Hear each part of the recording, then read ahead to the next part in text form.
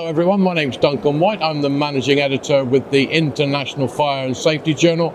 I'm here in Dubai at Intersec 2025 and I'm delighted to be chatting with my old friend Jason Busalacchi at TLX. Jason. How you doing, Duncan? Good to see you again. Always a pleasure, my friend. Absolutely. TLX are well known in the market for innovation and their ability to provide new and innovative products year on year. It's always a delight for me to come along and pick this guy's brains and look at how things are changing. And there's always some surprise. Whether he'll tell us all the stories, watch and we'll find out.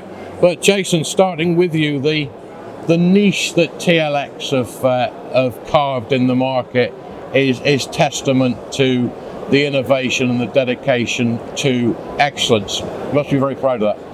Yeah, I mean, it's been a real journey for almost 10 years that I've been working at TLX, from seeing it grow from one product to a family of products that we now service to multiple countries all around the world.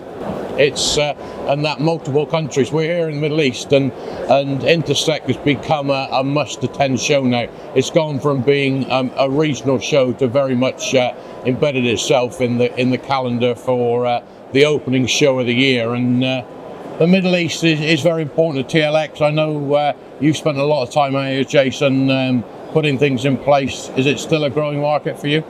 Oh, absolutely. In fact, you kind of hit the nail on the head with the whole Intersec thing.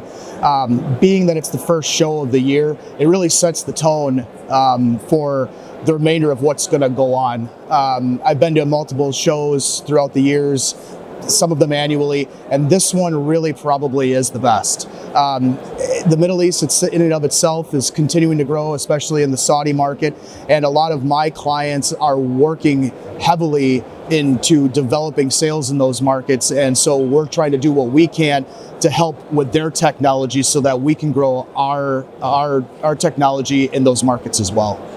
And it's a market that is thirsty for knowledge and understanding of the system. It's a market that really wants to learn and do the best. And you must see that with the way that you're interacting with clients out in this Middle East region. Yes, a lot, very much so. You know, when I go and I walk around and I talk to all of my customers that I've had for quite a while, a number of them, they all have to say the same thing, right? It's their business is still good and it continues to grow in this region. I don't see that stopping anytime soon either.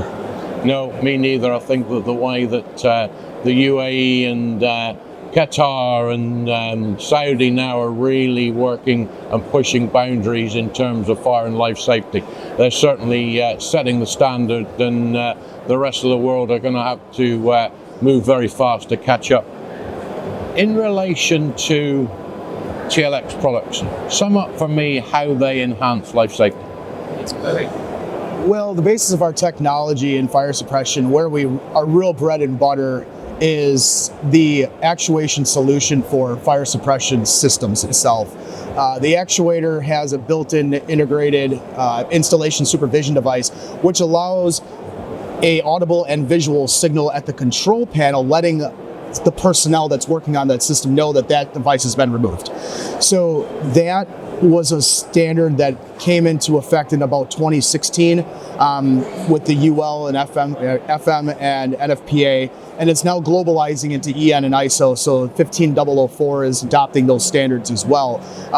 So what that effectively does is it makes sure that if somebody's working on that system, that if that device has been removed, that there is something letting the person know that that's been removed, because ultimately, if they get distracted, that particular product is still hanging there, not replaced on the system, it renders the system useless. So everything might have worked, but the connection was not made between the electronic device and the mechanical portions of the system, which in effect could have let the fire continue to burn without it going out. We're also working on actuation for fire or hazardous locations, so gas environments, acetylene, class 1, div 1, as well as liquid level sensing technologies that will allow a readout to take out the subjectivity out of reading the content of a tank. And so what that allows is it ensures that there's enough content in that tank that if there were any losses that were to occur, they could decommission that tank, refill it back up to its functional level, and ensure that there's enough agent to put that fire out should one occur.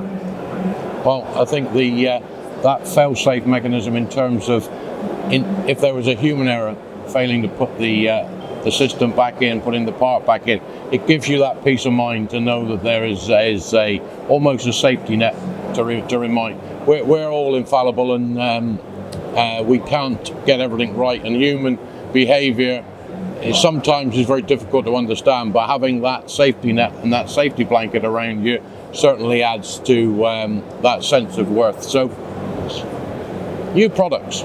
Tell me about your new products that you've got, and what are you really proud of showing off here today? Well, I think first and foremost is probably our electronic liquid level sensor that I was just mentioning. In fact, I have some of it on display back here. And so effectively what it does is it gives a digital reading of the float that's inside of the tank. And as it moves up and down within the tank, it's temperature compensated. So as the content of the cylinder moves up and down through temperature, it actually gives the correct reading, so that when somebody goes to a tank as they would now, and they have to take the dip tape and look at it, and they got to eye it up, right? And it's all based on feel. This will take that, like I said earlier, subjectivity out of the maintenance of that tank, where you can just come up to it, show that there's, a temperature as well as a level in the tank itself, and you can just write it down and know that it's where it needs to be, right? So that's one of the big ones. The second one being our pilot-operated solenoid valve for water systems, pre-action deluge. As I was saying, we were talking about earlier with the integrated supervision, that was a standard for NFPA 2001 when it came to gas systems. NFPA 13 just a couple of years ago included that same requirement for any coils that would be removed from the system as well. So what we did is we created a solenoid valve that integrated that same switch into the coil like we do on our linear actuators for gas systems. So that's something that we're taking through the process of UL currently. So we're going to have that supervision requirement for solenoid valves on pilot-operated valves for water systems to meet NFPA 13, but then also solenoid valves themselves for gas systems as well as selector valves. So those are some of the developments that we're going to be coming with in 2025.